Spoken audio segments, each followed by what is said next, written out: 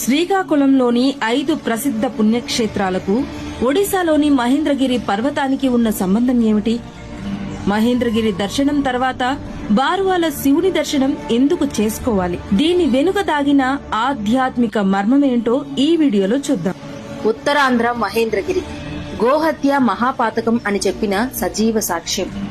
పాండవులు జూతంలో ఓడి అరణ్యవాసం సమయంలో వారు తమ తండ్రి పాండురాజుకు పిండ ప్రదానం చేయాలని సంకల్పించారు. అందుకు గన్నమృగం యొక్క మాంసం అవసరమని ఒక మహర్షి చెప్పారు. ఆ జంతువు ఎలా ఉంటుందో చెప్తూ మహర్షి అర్జునుడికు దిశను చూపించారు. అర్జునుడు ఉదయాన్నే మంచు కురిసే సమయంలో వేటకు బయలుదేరి దూరంగా ఉన్న జంతువును మంచులో గన్నమృగం అనుకుని తన విల్లుతో బాణాన్ని విసిరాడు. ఆ బాణం ఒక కపిల గోవుపై పడింది. బాణం ధాటికి గోవు శరీరం చిత్రమైంది. అది కేవలం ఒక సాధారణ గోవు కాదు, శివునికి ప్రీతి పాత్రమైన పుణ్య కపిల గోవు. అర్జునుడు తన పొరపాటుకు చింతించి పరమశివుణ్ణి ప్రార్థించాడు. శివుడు ప్రత్యక్షమై, పాండవులారా, గోహత్య మహాపాతకం.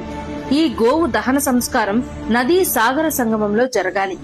ఈ గోవు రక్తం పారిన ప్రతి చోట లింగం స్థాపించి నదీ సంగమ స్నానం చేసిన తరువాత పాప విముక్తి అవుతుంది అని పరమశివుడు చెప్పాడు.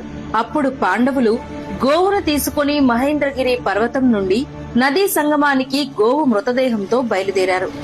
మార్గ మధ్యంలో గోవు శరీరంలోని కొన్ని చిన్న చిన్న భాగాలు నేలపై పడగా, కర్ణము అనగా చెవి, గోవు చెవి పడిన ప్రాంతంలో గోకర్ణేశ్వరుడు, బొడ్డు పడిన చోట బుడారసింగి ప్రాంతంలో తాడికేశ్వరుడు, మోపురం పడ్డ ప్రదేశంలో ఉత్తరేశ్వరుడు, పొట్టపడ్డ ప్రాంతంలో పొట్టేశ్వరుడు, చివరిగా కోటి రక్తపు చుక్కలు పడిన చోట బారువా గ్రామంలో కోటిలింగేశ్వర స్వామిగా ప్రతిష్టాపన జరిపి పాండవులు ఆలయాలు నిర్మించి పాప విమోచనం పొందారు. ఈ విధంగా మహేంద్రగిరి దర్శనం అనంతరం ఈ బారువా క్షేత్ర దర్శనం పవిత్రంగా భావించబడుతుంది. మహేంద్ర తనయ నదీ సంగమం పాపాలను హరించి మహోదయ సంగమంగా పేరు పొందింది. ఇప్పుడు మహేంద్ర తనయ నదీ సంగమం బారువా బీచ్ గా ప్రసిద్ధి చెంది భక్తుల ఆధ్యాత్మిక ప్రయాణానికి తోడ్పడుతూ ప్రసిద్ధ పర్యాటక కేంద్రంగా అభివృద్ధి చెందుతుంది. కొత్తగా ఈ చరిత్ర తెలుసుకున్న వారు ఓం నమ శివాయ అని, బారువా గురించి ముందుగా తెలిసిన వారు బారువా అని కామెంట్ చేయండి. మా పేజ్ ని ఫాలో చేయడం మాత్రం మర్చిపోవద్దు.